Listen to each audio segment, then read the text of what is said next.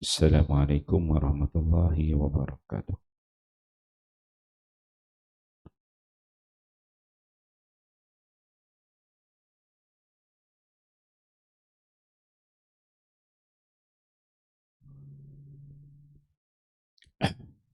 Dakwah dan tabligh, dakwah dan fadilatnya. Hadis ke-41.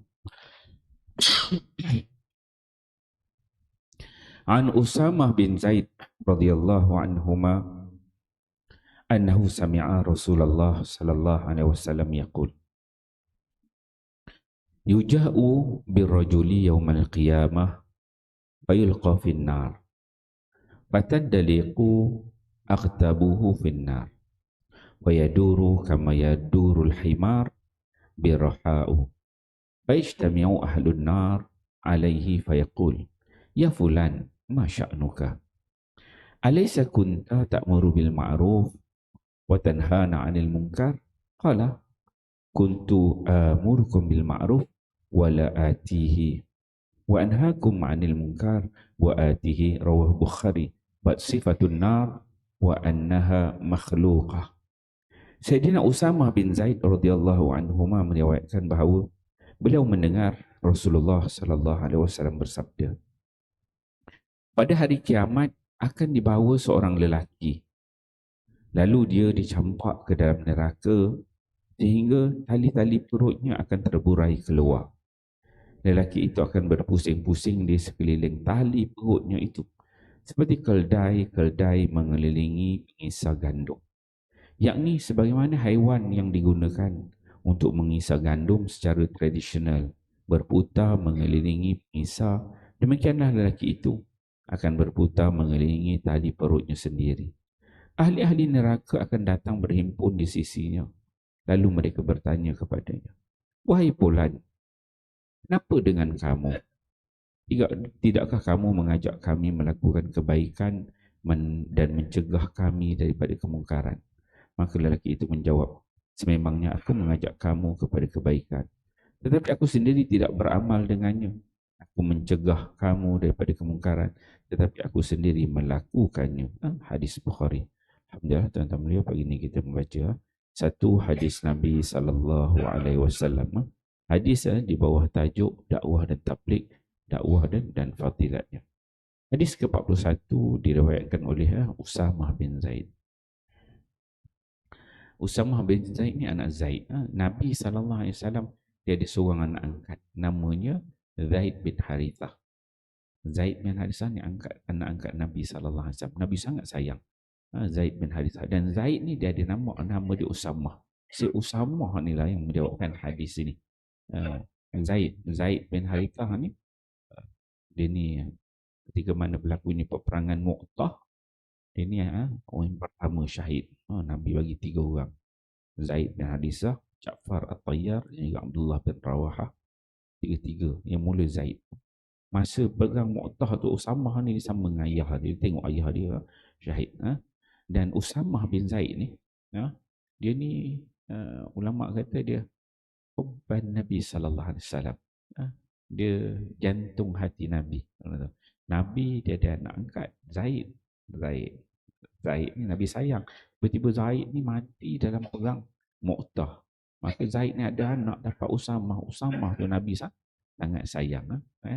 Dan Nabi dia selalu dia letak, dia ada hadis dia sebut, dia letakkan Hasan dekat paha kanan dia dan dia letak Usamah dekat paha kiri dia. Ni Usamah dia. Dan Nabi dia rangkul, dia peluk dulu tu Usamah dan juga cucu dia Hasan. Hasan Hussein peluk, dia kata, ya Allah, aku sangat sayang kepada cucu-cucu aku ni, maka kau sayangkanlah mereka ini ya Allah. Itu doa Nabi pada Usamah. Usamah ni sebab dia orang kata jantung hati Nabi. Jadi orang nak ambil kesempatan. Pernah satu ketika ada seorang perempuan ni dia mencuri. Orang perempuan dia mencuri, lepas mencuri kena tangkap. Kantoi lah, tangkap bawa jumpa Nabi SAW. Jadi cara dia nak melepaskan diri, dia mana cara nak selamatkan. Jadi dia datang dan jumpa Usamah, nak dapatkan syafaat Usamah. Minta Usamah ni kononnya boleh khotim lah dengan Nabi. Kemudian Usamah ni bila datang ke Nabi SAW cerita ni, Nabi kata apa? Atashfa' min haddi min hududillah ya Usamah. Nabi kata, Usamah, kau ni nak beri syafaat kepada hukum-hukum hudud yang telah ditetapkan oleh Allah Subhanahu Wa Taala. Wahai Usamah. Maksudnya Nabi walaupun dia sayang macam mana Usamah ini, tapi hukum Allah itu dia perlu ditegakkan, tak boleh ambil kesempatan lah. So dalam hadis ini Usamah bin Zaid dia mendengar Nabi SAW bersabda, apa kata Nabi? Nabi diberi wahyu oleh Allah Subhanahu Wa Taala, dan Nabi menceritakan bagaimana suasana ketika mana berada di alam akhirat nanti, ketika mana manusia dihisab oleh Allah. Dan Nabi menceritakan nanti di akhirat nanti kita akan tengok ada, dia kata yuja'u birrajuli yaumal qiyamah, ada seorang lelaki yang mana mereka ini pada hari kiamat dicampakkan ke dalam neraka, kata Nabi.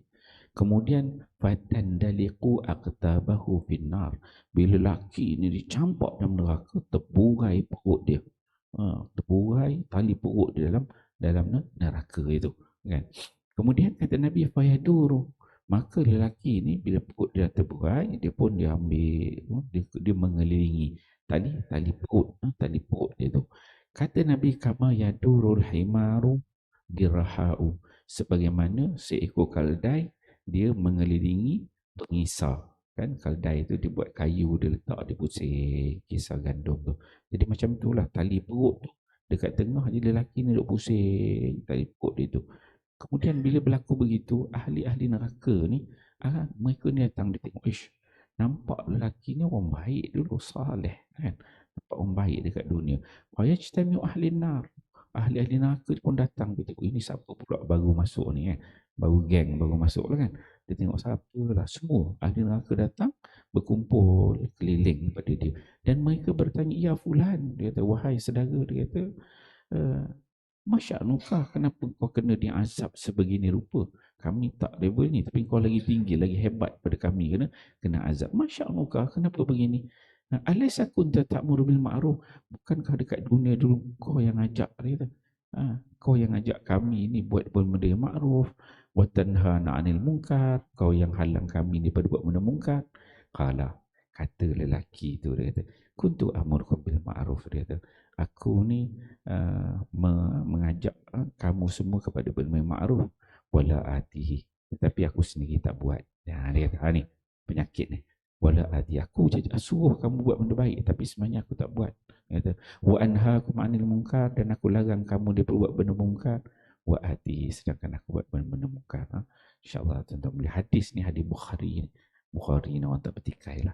Maksudnya hari akhirat kalau nanti ada jenis macam ni, dan kita kena ingat diri kita lah. Itu kita mengajak orang, terutama lah macam orang macam saya ni lah, jenis macam ustaz-ustaz duk ngajar-ngajar ni, ajak orang buat baik, jangan buat benda munkar, tapi kita sebenarnya kita tak buat. Ada hadis yang Nabi peringatkan jangan jadi begitu. Sebab itu kalau kita nak bercakap, sebenarnya kita kena berkira-kira. Tu ayat dia tu, kan, bahasa Melayu tu berkira-kira. Nak ajak orang buat benda baik ni boleh, tapi kita kena ayat tu biar berlapik, kan. Contohlah kita ni baru kenal tikar sejadah ni 3-4 tahun ni lah, kan. Sebelum ni kita pun lok-lok semacam, kan, baru kenal tikar sejadah. Lepas tu kita pula nak ajak orang macam kita ni malaikat, kan, cerita macam bagus, kan. Jadi ayat kita kena, jom sama-sama kita buat baik. Saya pun bukannya power hebat sangat, buat amal banyak sangat, marilah kita sama-sama. Jadi ayat kita lembut lah, berlapik, jadi orang dengar pun sedap. Benda-benda munkar pun jangan buat.